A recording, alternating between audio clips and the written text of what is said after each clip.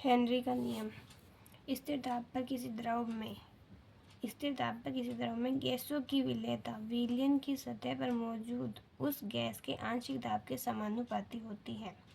यानी कि P समानुपाती x क्या मोल भिन्न, KH क्या है हेनरी का नियतांक, P क्या है आंशिक दाब, P = KH x।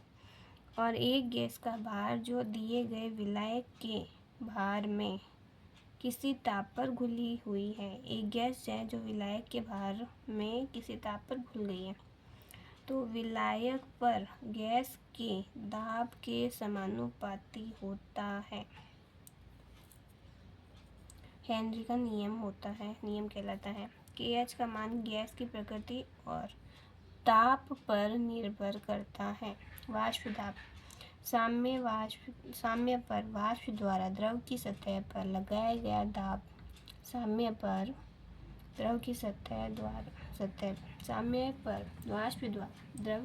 पर लगाया गया दाब वाष्प दाब कहलाता है। वाष्प दाब केवल द्रव की प्रकृति और ताप पर निर्भर करता है।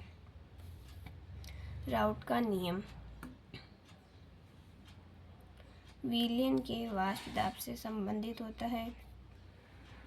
वाष्पशील द्रवों के लिए राउट का नियम। जब विलय और विलायक दोनों वाष्पशील हो।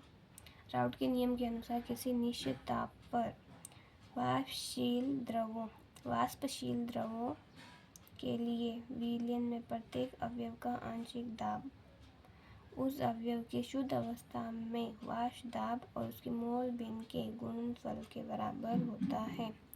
इसने क्या बोला, कोई निश्चित ताप पर वाष्पशील द्रवों के विलयन में प्रत्येक अवयव का आंशिक दाब यानी x का PA0 शुद्ध अवस्था में दाब और उसकी मोल भिन्न के बराबर होता है आंशिक दाब। ठीक है, इसका मतलब है PA = XA PA0 के शुद्ध अवस्था में वाष्प दाब और PA क्या है विलयन का वाष्प दाब और XA क्या है XA मोल भिन्न है A की। तो आंशिक दाब बराबर मोल भिन्न इंटू कुल दाब।